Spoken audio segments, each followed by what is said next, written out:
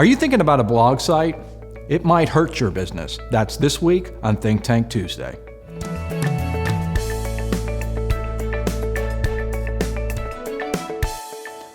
Hi, I'm Paul Potratz, and welcome to this week's Think Tank Tuesday. So you're considering a blog site. Well, this week I'm going to give you the tips and the strategies to ensure that a blog site does not hurt your business. But before I get started, let me talk about blog sites a little bit. So it was years ago that I decided, hey, I want to do a blog. But why exactly did I want to do a blog? Well, it's because I was out on the road and I was talking to prospective clients and I was trying to sell them digital marketing. In other words, I was trying to show the benefits of digital marketing and how it was going to grow their business. At that time, a digital marketing budget was maybe 3% of their total budget. So I'm knocking on doors and I'm going in, I'm talking about digital marketing. This is what it can do. And so many times those business owners kept on saying, what do you have for direct mail? What do you have for a double truck ad or a page buster? That's what they were focused on. They didn't understand the value of digital marketing. So I came back to the office and I said, all right, I've got to do something. I've got to do something to educate individuals, educate business owners about the benefits of digital marketing. So I first started out doing a written blog. And I started kind of slow because I just couldn't find the time to write that article. So my blog was very sporadic. I mean, I would do good for 2 or 3 days and I would have an article every single day and then I would go silent for weeks. Is that going to help me or hurt me? Well, I decided it was going to hurt me.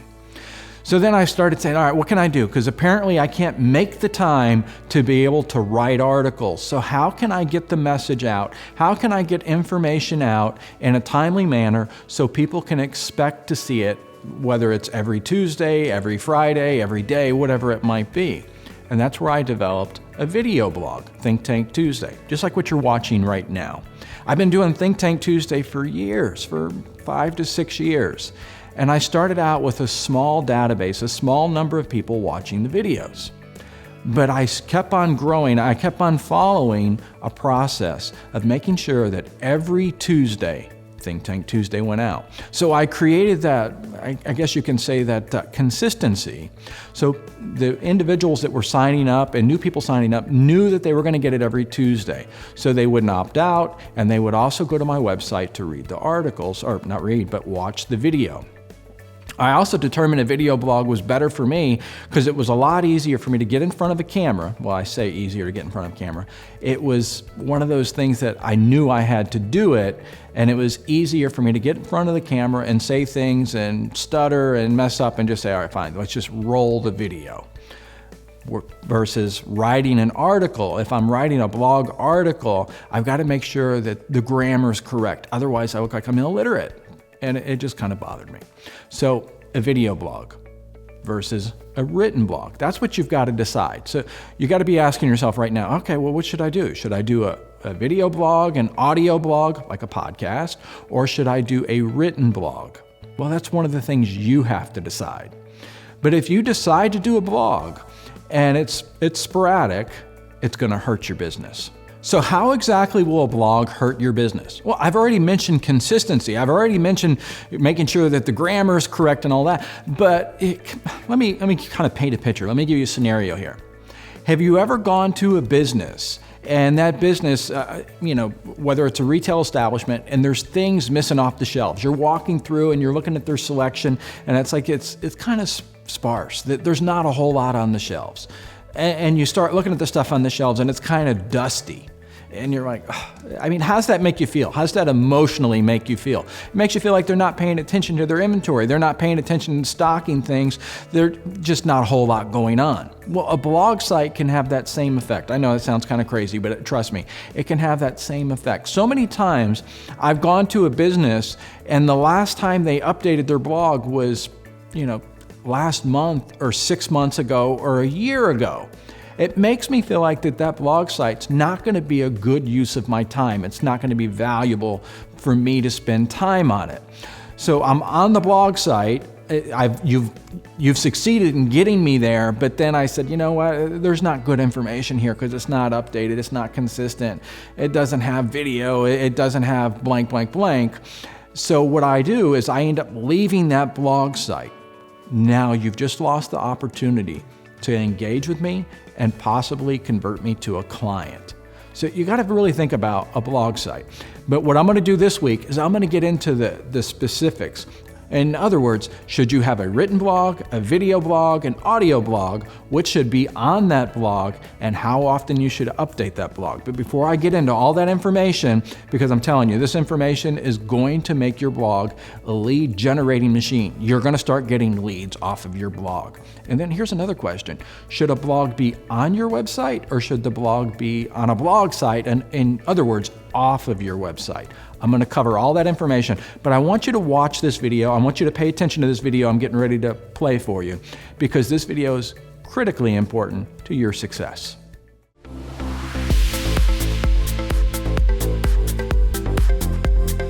Are you someone that has the dream to start your own company but don't know where to start? Or maybe you're running a part-time business and you want to make it a full-time career. Or you have a company established already, but you just can't figure out how to grow it. Then the Growth Mindset's for you. Let me tell you how the Growth Mindset started. Years ago, I had the dream and I had the passion to start my own company, but I was scared to do it. I didn't know where to start. I didn't have the financing. I didn't have a mentor. I didn't have what I really felt that was required to start my company. So what did I do? I kept on procrastinating and procrastinating. I kept on working for others, and oftentimes in the evening, I would just sit there and dream about starting a company. Finally, I made the leap. I started my company, and I tried everything to learn more about the company. How could I start an ad agency? I went to different groups and organizations, and I just wasn't finding the help I was looking for. I went to the retired professionals or the retired entrepreneurs, and they gave me some great insight, but they weren't able to answer the questions I needed. They weren't able to help me with social media marketing. They weren't able to help me with branding and advertising and what's the right website. They weren't really able to help me with leadership and the leadership style that I needed to be in a creative organization. I tried to join the non-professional groups and the professional groups, and oftentimes the business owners there, they didn't want to share the ideas. They felt like I would be competition to them. If you're sitting there nodding your head saying, yeah, I'm having those same struggles, then membership with the Growth Mindset Association is for you. The association is a group of entrepreneurs in different stages of their business and different industries. And we're sharing ideas. We're sharing strategies. So every week we give you what we call a bundle. And a bundle is a step-by-step guide. In other words, it's written out. It's telling you exactly how to accomplish something. And it's also tied with a video. And then we pick, based on demand, the different bundles, which ones are the most popular, and we do a live web broadcast where you can join and ask your questions live and get them answered on the spot. We record all this information and it's stored within the membership site. So when you're a member, you have access to all of these bundles, and every week we're developing a new bundle. And every month we're doing a new webinar talking about topics that are very important, that are critical to your business. Again, whether you're starting a business, already in business, or want to make your business a full-time career, the Growth Mindset Association membership is going to help you accomplish those dreams. You don't have to make the same mistakes that I made when I was starting my business or growing my business. You can apply for membership with the Growth Mindset Association, and you'll be opened up to all of the content and the resources that you need to grow your business or start your business. Again, membership with the Growth Mindset is going to allow you to work with entrepreneurs that are in different stages of their business in different industries. So sign up and let's grow your business together.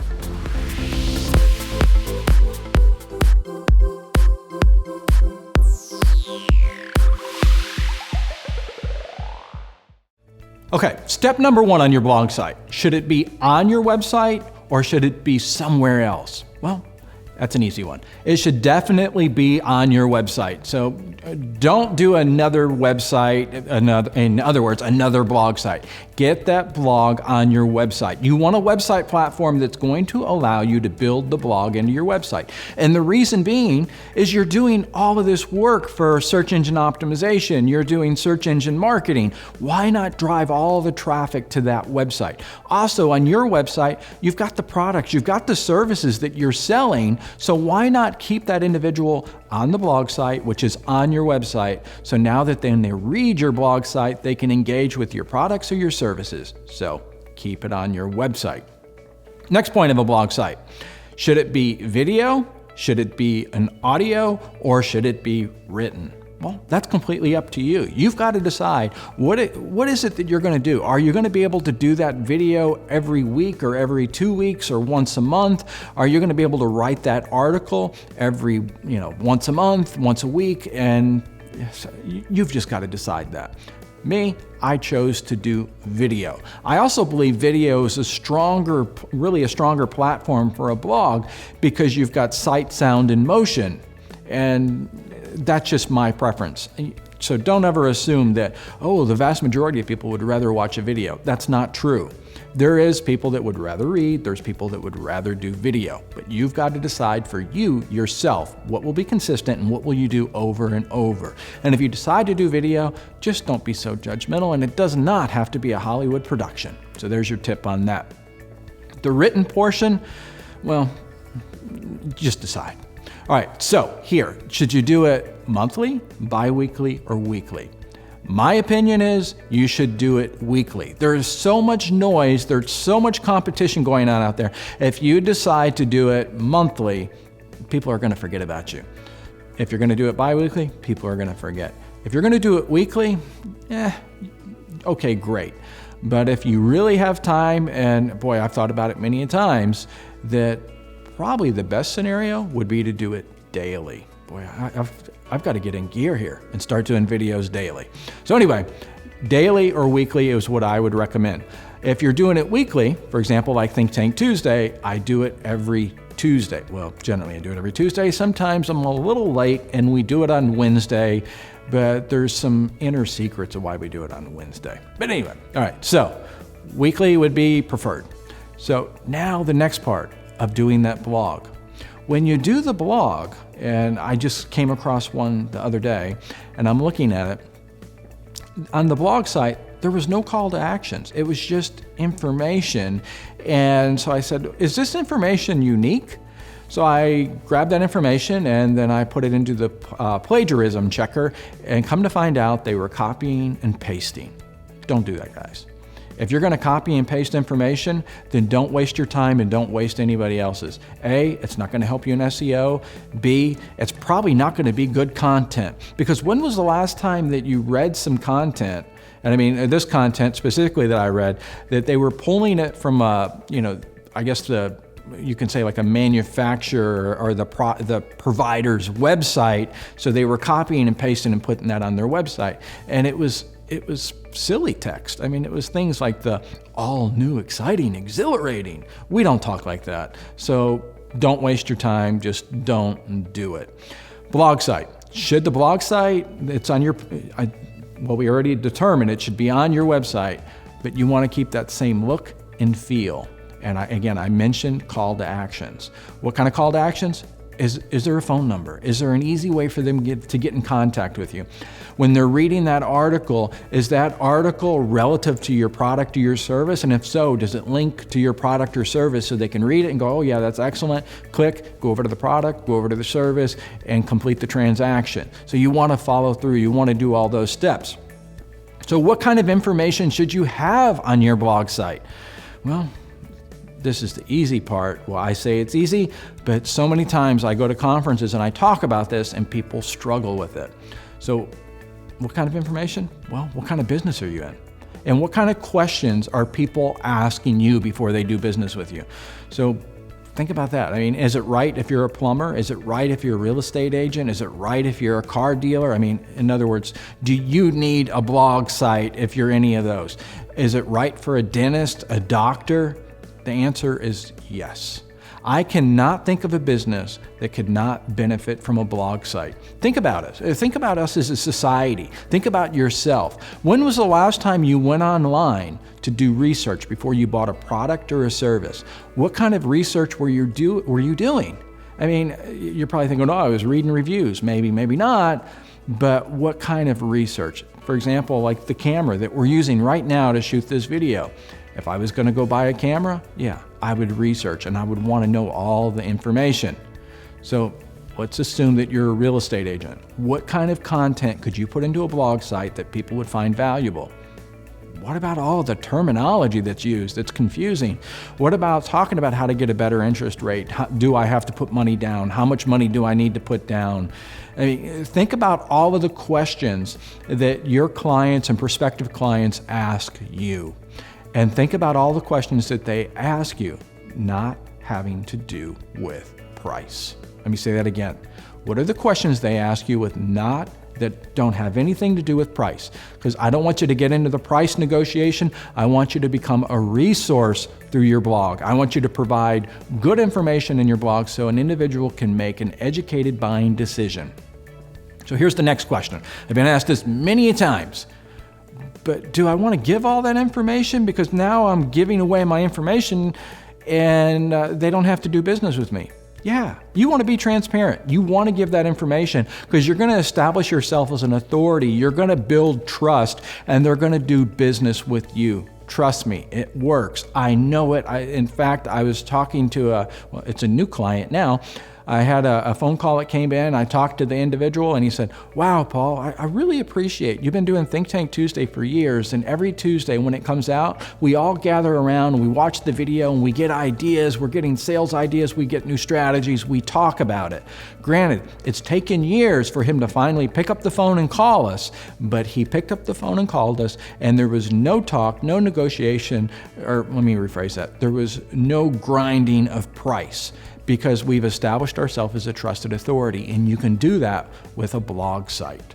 So again, if you're a service provider, should you share that information? In other words, let's say that you're a trainer, that you train people to lose weight. Should you share that information?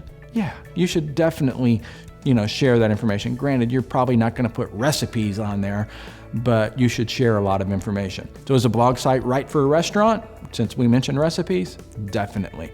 So I can't think of a scenario where a blog site would not be really a value, an asset to your company. So in closing, let me talk about the things that your blog site absolutely has to do so it doesn't hurt your business. 1, the content has to be transparent and authentic. In other words, it has to be content that people feel that is a resource. It's valuable content. It cannot be content that's like pounding on your chest saying, we're great, we're great, we're great. Everybody else is not so good. So don't use it to try to, just state the facts in an authentic way. Number 2, how do you get the content? In other words, what kind of content should you put on the website or on your blog site?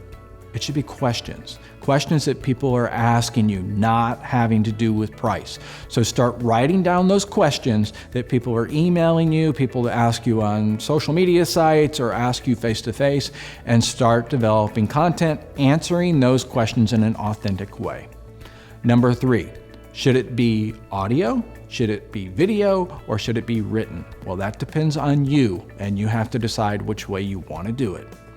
Number 4, and I'm going to lose count here probably, whatever you decide to do, it needs to have a call to action so that individual can do business with you. You've taken the time to provide this valuable information, this valuable content, and now you're establishing your authority and your trust factor, so make it easy for them to do business with you. Number 5, it has to be on your website. It should not be some standalone website. It doesn't make sense to try to build the SEO value. It doesn't make sense to spend money for SEM to drive traffic there. And it just needs to be all one website. So, and that's critically important. Number 6, and this is a big one, consistency. Decide what you're going to do. If you're going to do it weekly, then what day? Are you going to do it every Monday? Then do it every Monday. And then number 7, having that information, ask people to sign up. Start capturing email addresses, start capturing mobile numbers, ask them to sign up to be subscribed to your blog. Again, whatever type of blog, audio, video, or written, because you want to build that email database. That's part of your call to actions in a sense. And then the final one is if you need help with any of your digital marketing websites, well, then here's my call to action. Give us a call. And I'll see you next week.